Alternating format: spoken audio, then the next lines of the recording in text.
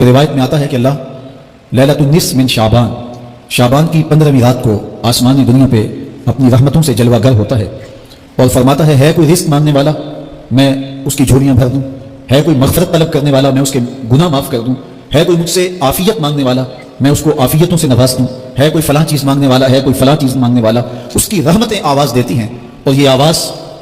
غروب آفتاب سے لے کر کے طلوع فجر تک مسلسل بندوں کو دی جاتی ہے اور بندے اس کے حضور اگر دستے طلب دراز کریں، اپنی جھولی پھیلائیں تو اللہ تعالیٰ ان کو ان کے مانگنے سے بھی زیادہ عطا فرماتا ہے۔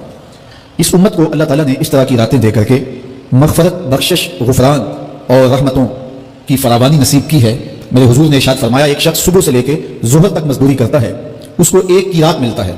ایک ظہر سے لے کر عصر تک مزدوری کرتا ہے، اس کا وقت تھوڑا ہے لیکن اس کو بھی ایک کی رات ملتا ہے، اور تیسرا شخص عصر سے لے کر مغرب تک مزدوری کرتا ہے، اس کو 2 کی رات ملتے ہیں جبکہ اس کا وقت دونوں سے کم ہے۔ فرمایا پہلی مثال یہود کی ہے، دوسری مثال نصارہ کی ہے اور تیسری مثال میری امت کی ہے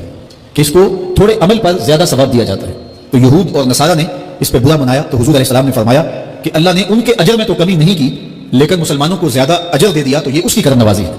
تو یہ تھوڑے وقت کی عبادتیں اور چند راتوں کی بیداری اور مخصوص اوقات میں اللہ کے حضور عبادت و ریاضت ایک گناہگار کو کہاں سے کہاں تک پہنچا دیتی ہے، اس کے گناہوں کی معافی کا ذریعہ بھی بنتی ہے اور درجات کی بلندی کا سبب بھی۔ دیکھیے لیلۃ القدر ایک رات 1000 مہینے کی عبادتوں سے بہتر قرار پاتی ہے۔ اسی طرح دیگر مواقع ہیں کہ اللہ تعالیٰ اس امت کے لیے رکھے ہیں، رحمت رب بہانہ بھی طلب، اور یوں بھی پڑھا گیا رحمت رب بہانہ بھی طلب، اس کی رحمتیں قیمت نہیں مانگتی اور اس کی رحمتیں بہانہ تلاش کرتی ہیں، تو وہ اپنے بندوں کو بخشنے پہ آمادہ ہے اگر وہ اپنا دامن طلب پھیلائیں۔ قرآن مجید میں ایک مقام دیکھیے کتنا دل آویز ہے، فرمایا ما یفعل اللہ بعذابکم، اللہ تمہیں عذاب دے کے کیا کرے گا؟ اس کی یہ چاہت نہیں ہے کہ تمہیں عذاب میں مبتلا کرے، اس کی چاہت یہ ہے کہ تم اس کی چوکھٹ پہ آؤ، جھولی پھیلاؤ، اس سے خیرات اور رحمت مانگو اور وہ تمہارے ماضی کے سارے گناہ معاف کر کے، ساری غلطیاں معاف کر کے تمہیں اپنی رحمتوں سے مالا مال فرما دے۔ تو وہ بندوں کو بخشنے پہ، بندوں کی مغفرت کرنے پہ آمادہ ہے اور اس کی رحمتیں بہانے تلاش کرتی ہیں۔ اللہ اکبر۔ اور دوسری جانب اس کے بندے، اس کے مملوک، اس کی مخلوق اور مخلوق کی گناہگار اور نیکوکار اس کی رحمتوں کے طالب ہوتے ہیں، بلکہ وہ گناہ کرنے کے بعد جب معافی مانگتے ہیں تو اللہ کو یہ معافی بہت پسند ہے۔ معافی مانگنا، اس کے حضور اپنے دامن کو پھیلانا، وہ اس کو بہت زیادہ محبوب ہے۔ انسان کی فطرت کے اندر گناہ رکھا گیا ہے، آگ، ہوا، مٹی، پانی، یہ ان 4 چیزوں کا مرکب ہے۔ اس کے جو عناصر ہیں اس میں کبھی اعتدال قائم نہیں رہتا اور اس سے گناہ سرزد ہو جاتے ہیں۔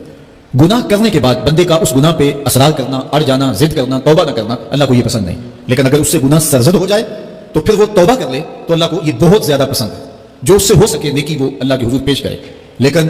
اس کے اندر جو شر رکھی گئی ہے، اس کے اندر جو قوتیں گناہ کی رکھی گئی ہیں، اس سے اگر اس سے گناہ سرزد ہو جائے تو پھر وہ اللہ سے توبہ کرے، اللہ کی طرف رجوع کرے، تو اللہ اس کی توبہ کو نہ صرف قبول کرتا ہے بلکہ اس کے گناہوں کو معاف کرتا ہے اور گناہوں کو بدل کے نیکیوں میں تبدیل کر دیتا ہے۔